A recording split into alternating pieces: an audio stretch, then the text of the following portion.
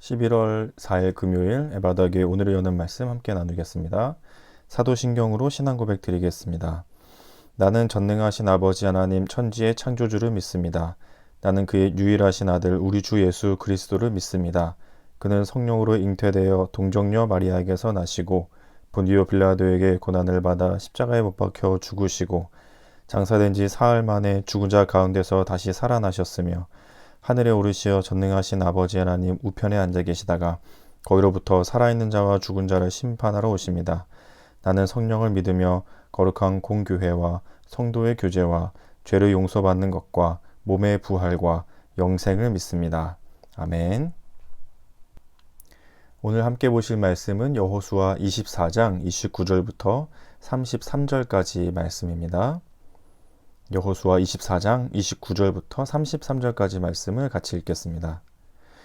이 일 후에 여호와의 종 눈의 아들 여호수아가 110세에 죽음에 그들이 그를 그의 기업의 경내 딥낫 세라에 장사하였으니 딥낫 세라는 에브라임 산지 가하스산 북쪽이었더라. 이스라엘이 여호수아가 사는 날 동안과 여호수아 뒤에 생존한 장로들 곧 여호와께서 이스라엘을 위하여 행하신 모든 일을 아는 자들이 사는 날 동안 여호와를 섬겼더라. 또 이스라엘 자손이 애굽에서 가져온 요셉의 뼈를 세겜에 장사하였으니 이곳은 야곱이 백크시타를 주고 세겜의 아버지 하몰의 자손들에게서 산 밭이라. 그것이 요셉 자손의 기업이 되었더라. 아론의 아들 엘르아살도 죽음에 그들이 그를 그의 아들 비느하스가 에브라임 산지에서 받은 산에 장사하였더라. 아멘.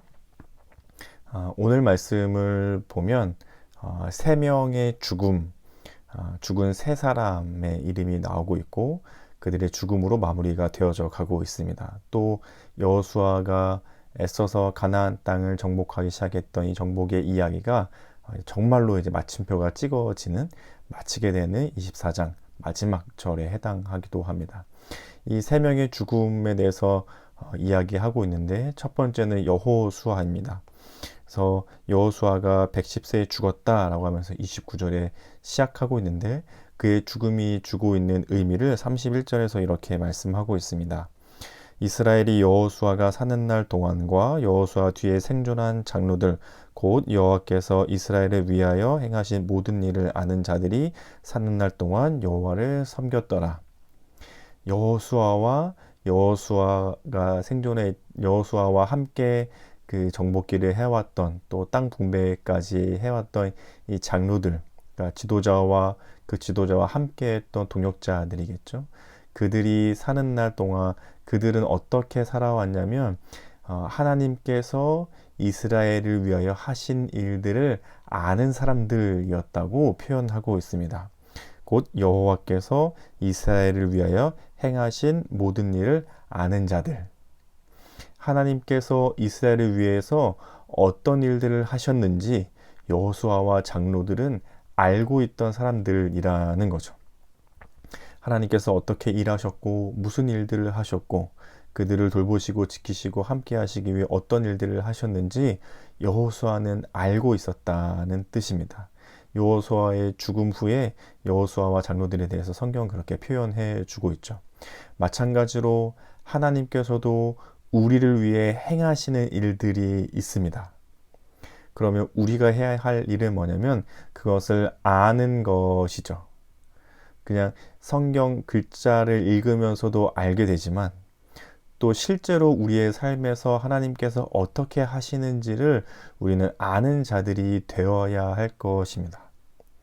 성경에 있는 하나님, 또 주일이나 매일 아침이나 수요일이나 금요일이나 혹은 다른 여러 가지 통로를 통해서 내가 듣게 된 하나님 또는 보게 된 하나님이 실제로 나의 삶에서는 어떠한 일들을 하고 계시는지를 아는 것.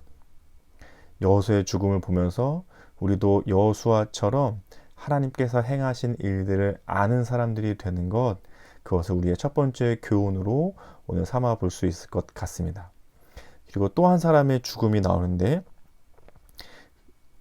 32절에 보시면 또 이스라엘 자손이 애굽에서 가져온 요셉의 뼈를 세겜에 장사하였으니 이곳은 야곱이 베크시타를 주고 세겜의 아버지 하몰의 자손들에게서 산 밭이라. 그것이 요셉 자손의 기업이 되었더라. 지금 죽은 사람은 아니지만 수백 년 전에 죽었던 그들의 조상의 조상의 조상들의 조상이었던 요셉, 이미 죽은 사람이지만 요셉의 죽음이 한 번 더 언급되고 있습니다. 요셉의 뼈를 가져다가 세겜에 장사하였다, 묻었다는 표현인 거죠.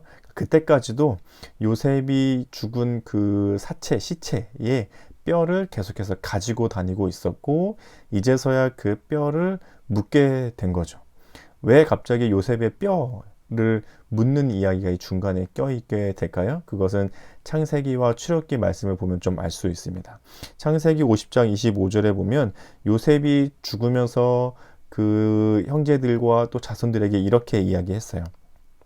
요셉이 또 이스라엘 자손에게 맹세시켜 이르기를 하나님이 반드시 당신들을 돌보시리니 당신들은 여기서 내 해골을 메고 올라가겠다 하라 하였더라.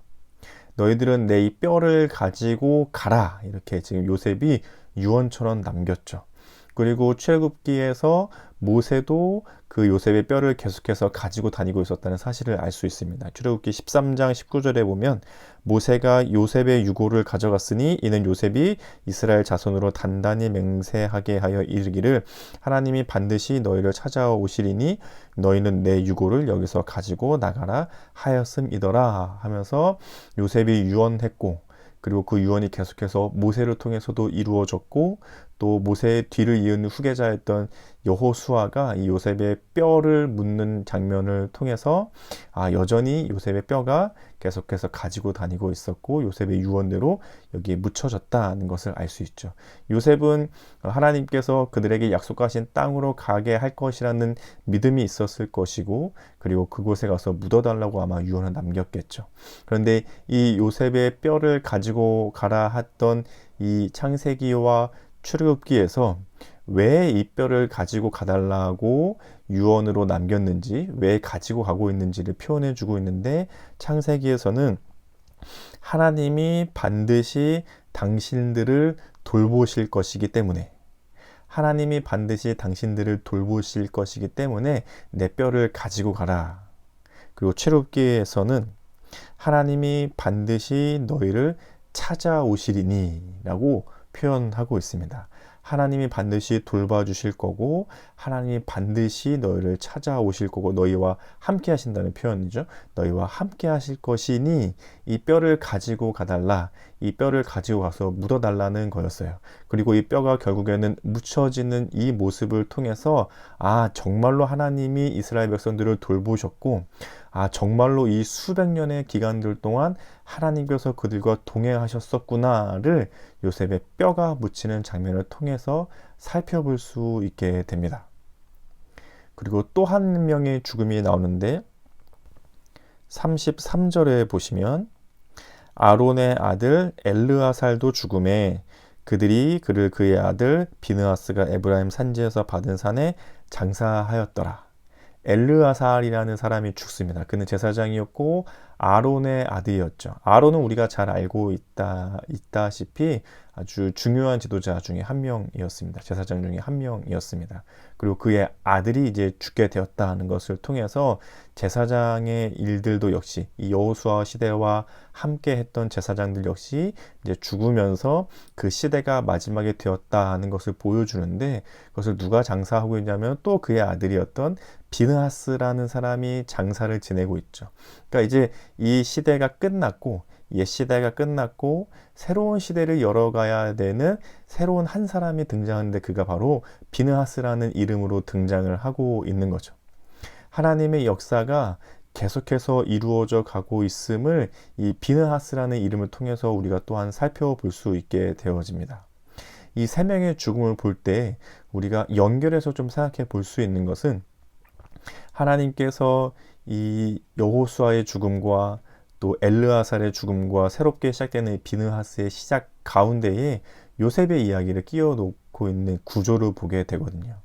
그러니까 하나님께서 수백 년 동안 이루어져 가고 있는 이 약속, 출애굽을 하고 광야를 돌고, 애굽에서 노예로부터 사는 것부터 시작해서 출애굽을 하고 광야를 돌고 가나안 땅까지 들어가 전쟁과 차지하고 완성되는 그때까지 이 수백 년의 시간들 동안 요셉의 뼈가 결국 묻히는 과정을 통해서 하나님이 이 수백 년의 기간 동안 역사하고 계심을 우리는 첫 번째로 알 수 있게 됩니다. 그리고 그 중에 아주 작은 부분이지만 여호수아의 죽음의 모습을 통해서 하나님이 여전히 그들을 돌보시고 그들과 함께하고 계셨음을, 그리고 여호수아는 그것을 아는 자였음을 우리가 알 수 있게 되죠. 그리고 하나님의 역사는 그 뒤를 이어서도 계속해서 비느하스를 통해서 이루어져 갈 것임을 우리가 알 수 있습니다. 물론 그 뒤를 이어서 사사기 시대를 맞이하면서 굉장한 영적인 암흑기의 시대가 시작되지만 여전히 하나님은 그보다 더 크신 눈을 가지고 하나님의 역사를 이루고 계심을 우리가 요셉의 뼈가 묻히는 모습을 통해서 또한 알 수 있게 되는 거죠. 한마디로 이 아주 큰 수조 안에 여호수아의 이야기는 그냥 작은 대야의 이야기 정도, 그리고 이 비느하스를 통해서 또한 이루어질 이야기는 그곳에서 한 국자를 푼 정도. 한 국자의 이야기를 보고 어떻게 큰 대야의 이야기를 다 알 수 있겠어요? 그리고 이 큰 대야의 이야기만 가지고 큰 수조의 이야기들, 마치 그 아쿠아리움 같은 어마어마한 물이 담겨있는, 혹은 바다와 같은 이야기를 어떻게 다 알 수 있겠습니까? 그러나 하나님은 바다와 같은 분이시죠. 우리가 할 수 있는 것은 작은 대야에 있는 정도, 그리고 그 안에 담겨져 있는 국자로 다 퍼낼 수 있는, 혹은 숟가락으로 퍼낼 수 있는 정도의 물을 볼 수 있는 게 우리의 눈이죠. 그리고 우리가 그 한 국자의 한 숟가락의 물 안에 담겨져 있는 하나님의 은혜를 최선을 다해 알아가는 것, 그것이 우리가 할 일이고, 하나님께서는 뭐라고 말씀하시냐면 그보다 훨씬 더 크신 하나님이 계시다는 사실을 요셉의 뼈 이야기를 통해서 또한 보여주고 계신다는 생각이 들었습니다. 오늘 이 말씀의 이 이야기들을 생각하시면서 이런 기도 제목으로 같이 기도하면 좋을 것 같습니다. 넓고 크신 하나님의 손길이 우리의 과거와 현재와 미래에도 역사하고 계심을 신실하게 믿으며 하루하루 돌보시고 동행하시는 하나님의 은혜를 기억하는 삶이 되게 하소서. 우리는 다 알 수 없고 다 볼 수 없지만 하나님의 손길 아래 다 이루어져 가고 있음을 우리는 믿음으로 신실하게 바라볼 수 있게 하고, 우리가 할 수 있는 것은 오늘 하루하루 주어지는 하나님의 은혜를 아는 사람들이 되는 것, 그런 믿음으로 살아갈 수 있는 우리가 될 수 있게 함께 기도하면 좋겠습니다. 그리고 우리 가정과 교회와 나라 세계를 위해서는, 가정을 위해서는 부모의 믿음의 모습이 자녀들에게도 본이 되어 서로가 닮아가는 가정 되게 하소서.